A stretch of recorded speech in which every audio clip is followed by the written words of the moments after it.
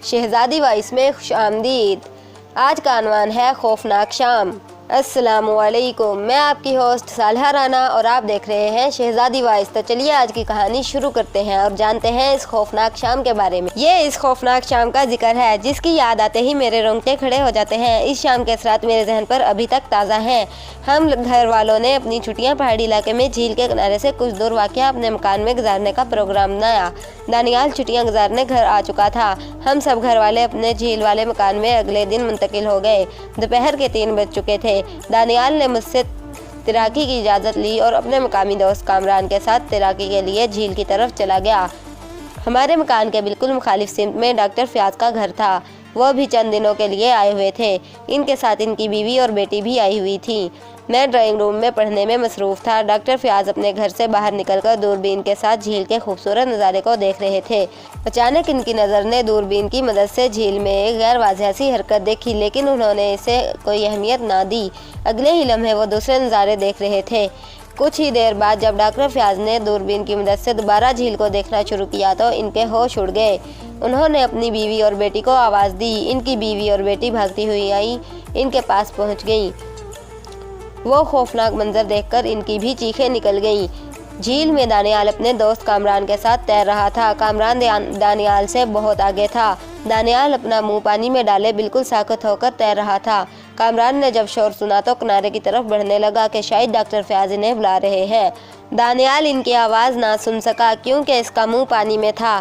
तब इसी लम्हे कामरान ने देखा कि एक बहुत बड़ा मगरमच्छ बड़ा आहिस्ता आहिस्ता तैरते हुए दानियाल की तरफ बढ़ रहा था।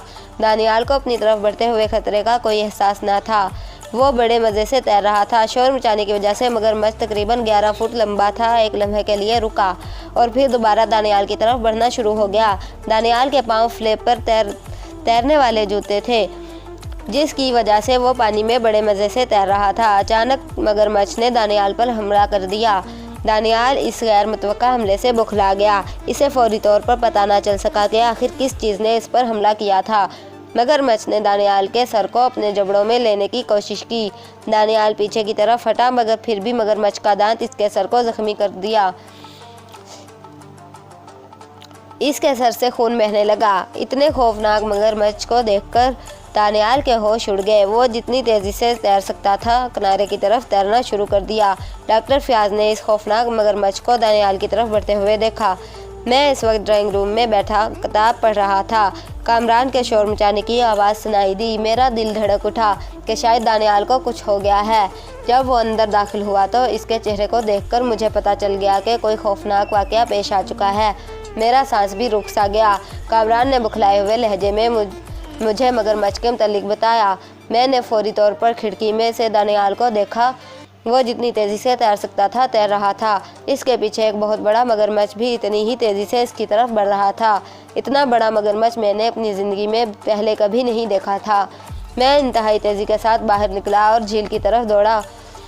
करीब पहुंचते ही मैंने चिल्लाकर कहा, दानियाल तेज़ तैरो। बेताबी में मैं दानियाल को पुकारते हुए झील के इस हिस्से में पहुंच गया जहां पानी मेरे घुटनों तक था।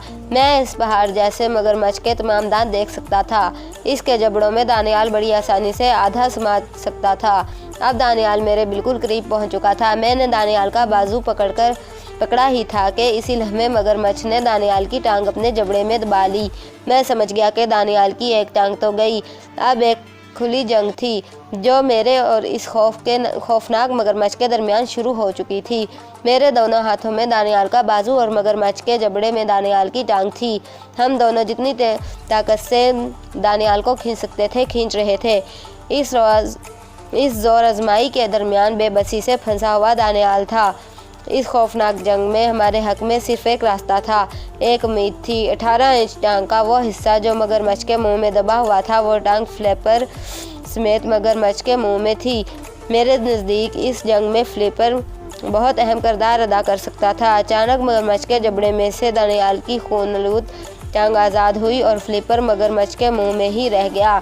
मैं इस कीमती लम्हे में दानियाल को किनारे की तरफ घसीटता और इसकी कोशिश में कामयाब हो गया। इस खौफनाक मगरमच्छ ने मायूसी से एक लम्हे हमारी तरफ देखा और फिर आहिस्ता से मुड़कर झील में वापस चला गया।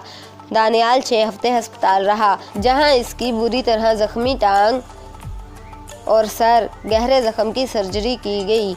इसकी बाईं टांग का निचला हिस्सा मगरमच्छ के ताकतवर जबड़े की वजह से टूट चुका था। 6 हफ्तों के दौरान मगरमच्छ की दहशत पूरे शहर में छा चुकी थी, क्योंकि और बहुत से लोगों ने भी इसे देखा था।